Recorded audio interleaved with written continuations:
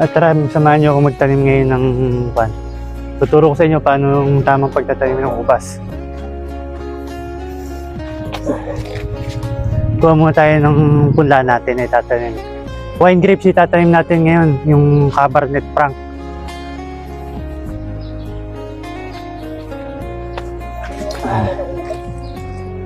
Maraming variety ang ubas. Libong variety ang ubas. Ito yun. Tanggalin natin yung side, yung mga sakar sa gilid. Kulay violet to. Isa sa pinakamasarap na wine yan pag makasakaling makagawa tayo dito. Kasi puro table grapes yung mga tanim natin halos. Ngayon subok naman tayo sa wine grapes.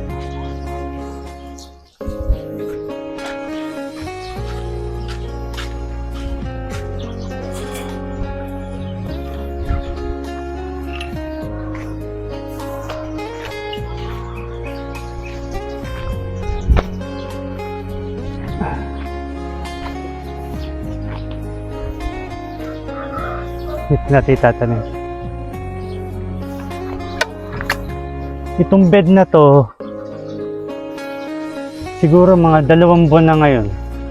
Nung hinukay ko to, saka ako nilagyan ng mga animal manure. Sinaluan ko. Kaya pwede natin siya i-direct dito. Yan, tinamnan ko na nga ng yung mga nakatanim ng talong rin dyan. Hindi naman kasi hindi siya makakasagabal sa ubas pag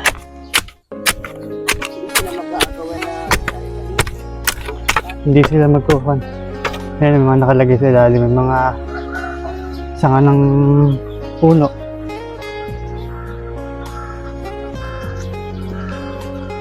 Mga slow release fertilizer kasi yan, yung mga sanga ng puno niyan. Habang tumatagal, merong kinakain yung ubas.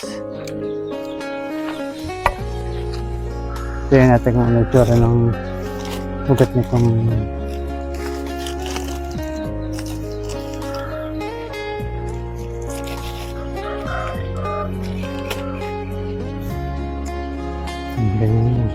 ganyan na yung root system niya.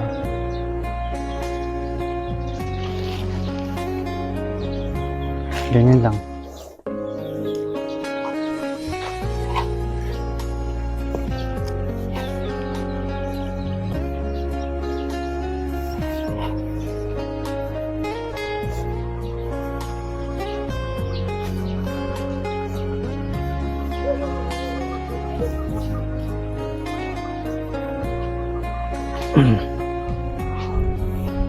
Dito ako magtanim ng ubas. Piniprepare ko muna ng mas maaga yung lupa bago ko itanim para iwas sunog sa ugat.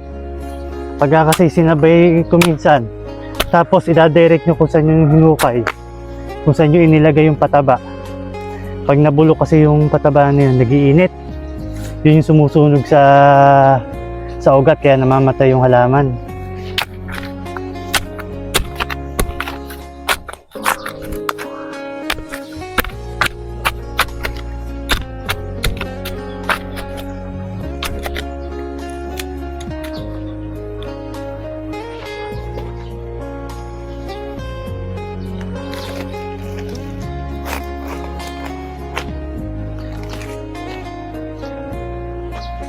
Ito, grafted nga pala to, yung variety na to.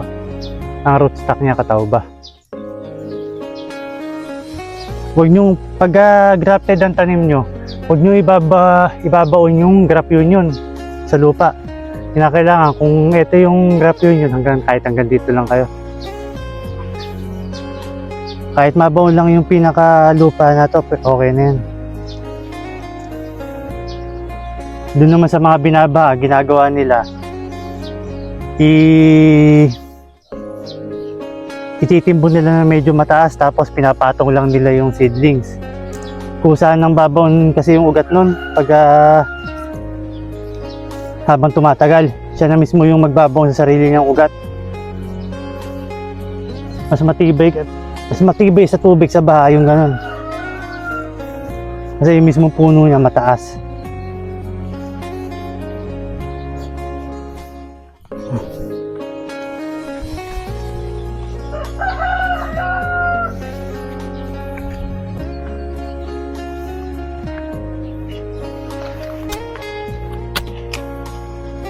Saka pag nagtatanim kayo ng ubas, titingnan nyo yung katuwiran para pag naglagay kayo ng balag, hindi kayo mahihirapan na mag-ayos ng vine paangat.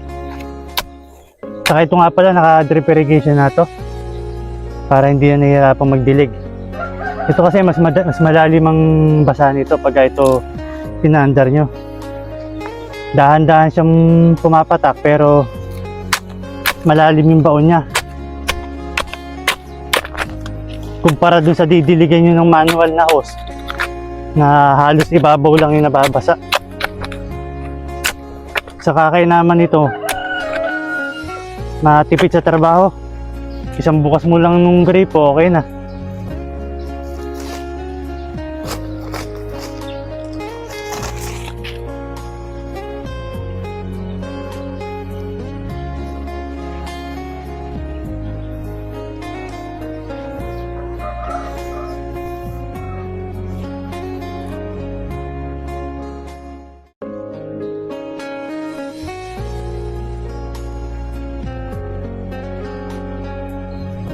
Kailangan ba na kasama yung lupa? Oo, mas maganda hindi na magalaw yung ugat niya. Para dire-diretso na yung paglaki, hindi na niya kailangan pang rumicover. Nauuntol kasi yung paglaki pag yung tiyatanggal yung lupa.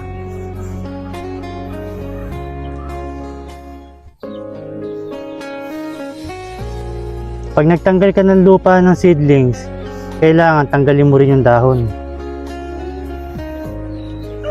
Para hindi siya ma-dehydrate. Pag kasi tinanggal mo yung lupa at hindi mo tinanggal yung dahon, may tendency ma-dehydrate yung seedlings.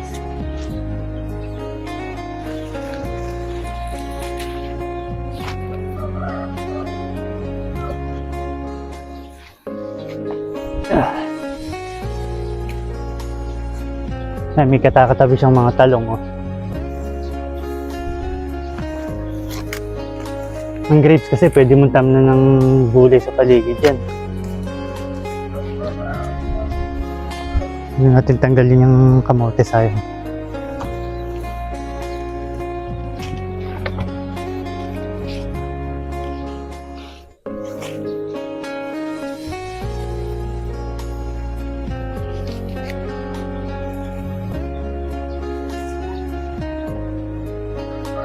Pag bata pang ganito, pwede pa nating sprayan yan para dire-diretso yung paglaki niya. Yun na po, ganyan lang ako magtanim ng ubas. Kailangan prepare nyo muna yung lupa, lagay nyo ng manure. Tapos, kailangan kung tatamnan nyo na agad, kailangan bulok na yung manure para hindi na mag-iinit pag tinanim nyo yung halaman.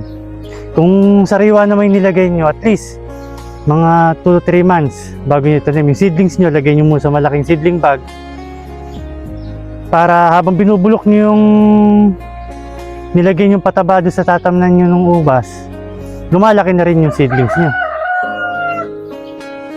Yun lang po, ganyan lang po magtanim ng ubas. Thank you.